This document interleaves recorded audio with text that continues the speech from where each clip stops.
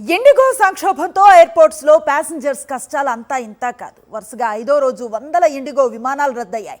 వేల మంది ప్యాసింజర్స్ విమానాశ్రయాల్లో పడిగాపులు కాస్తున్నారు. ముంబై, ఢిల్లీ, హైదరాబాద్, బెంగళూరు, కోల్కతా ఎయిర్పోర్ట్స్ లో పరిస్థితులు అత్యంత దారుణంగా ఉన్నాయి.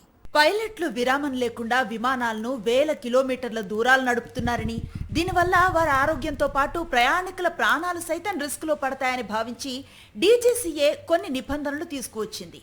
వీటిని 2024 జనవరిలోనే విడుదల చేసింది. మొత్తం 22 నిబంధనల్లో 15 నిబంధనలు ఈ ఏడాది జులై నుంచి అమల్లోకి రాగా, పైలట్ల విశ్రాంతి, డ్యూటీకి సంబంధించిన మిగతా 7 నిబంధనలు ఈ నవంబర్ 1 నుంచి అమల్లోకి వచ్చాయి. ఈ నిబంధనలు పాటించడం వల్ల ఇండిగోకు సిబ్బంది కొరత ఏర్పడింది. ఈ నేపథ్యంలో డీజీసీఏ నిబంధనలను అడ్డం పెట్టుకుని నవంబర్లో ఏకంగా 1200కు పైగా విమానాలను రద్దు చేసింది. చాలా విమానాలు ఆలస్యం అయ్యాయి కూడా.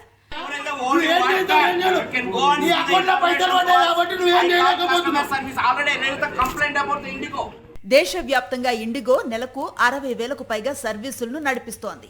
కాబట్టి నెలంతా జరిగిన 1200 విమానాల రద్దుతో పెద్ద తేడా రాలేదు.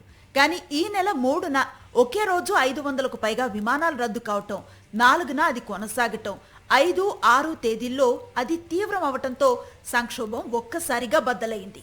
3-4 రోజుల్లోనే 1000కి పైగా విమాన ప్రయాణాలు రద్దు కావటంతో పలు విమానాశ్రయాల్లో ప్రయాణికులు తీవ్ర ఆందోళనకు గురయ్యారు. అయ్యప్ప భక్తుల శబరిమల యాత్ర మొదలు శీతాకాల పర్యటనలకు వెళ్లే సందర్శకులు, అత్యవసర పనుల నిమిత్తం విమాన ప్రయాణాలను ఎంచుకునే లక్షలాది మంది జనం తామెక్కే విమానం అసలు బయలుదేరుతుందో లేదో, రద్దయితే రిఫండ్ ఎప్పుడొస్తుందో తెలియక తీవ్ర అసహనానికి గురయ్యారు. ఇదే అదనుగా ఇతర కంపెనీలు అత్యధిక ధరల మోత మోగించడంతో ప్రయాణికులు తీవ్ర ఆందోళనకు గురయ్యారు. దాంతో ఇండిగో కంపెనీ నిర్లక్ష్యంపై దేశవ్యాప్తంగానే కాదు, ప్రపంచ వ్యాప్తంగా చర్చ జరుగుతోంది. వాస్తవానికి నిబంధనలు విడుదల చేసిన director general of civil aviation దాన్ని పాటించడానికి తగ్గ ఏర్పాట్లు ఎయిర్లైన్స్ సంస్థలు చేసుకున్నాయో లేదో ఎప్పటికప్పుడు సమీక్షించాలి. కానీ డీజీసీఏ అలాంటివేవీ చేయలేదు. కేంద్ర పౌర విమానయాన శాఖ మంత్రి రామ్మోహన్ నాయుడు అసలు ఆ విషయమే పట్టించుకోలేదు. ఈ నేపథ్యంలో చివరకు 2 నెలల కిందట ఆల్ ఇండియా పైలట్ల సంఘం నేరుగా డీజీసీఏను కలిసి ఇండిగోలో ఎలాంటి ఏర్పాట్లు చేయటం లేదని, నిబంధనలు గనక కఠినంగా అమల్లోకి తెస్తే సంక్షోభం రావచ్చని తెలియచేస్తూ వినతి పత్రం కూడా ఇచ్చింది. ఈ విషయాన్ని ఆ సంఘం అధ్యక్షుడు శామ్ థామస్ స్వయంగా చెప్పారు. కానీ దీన్ని డీజీసీఏ లైట్ తీసుకుంది. నిబంధనలు అమల్లోకి వస్తే అంతా సర్దుకుంటుందని భావించింది. దీన్ని గమనించిన ఇండిగో నవంబర్ నుంచి కొత్త నిబంధనలు పాటిస్తూ తన పైలట్లకు విశ్రాంతినివ్వటం ఆరంభించింది. కానీ వాళ్ల స్థానంలో వేరొకరిని డ్యూటీలో పంపలేదు. ఎందుకంటే అంతమంది పైలట్లు ఆ సంస్థ వద్ద లేరు.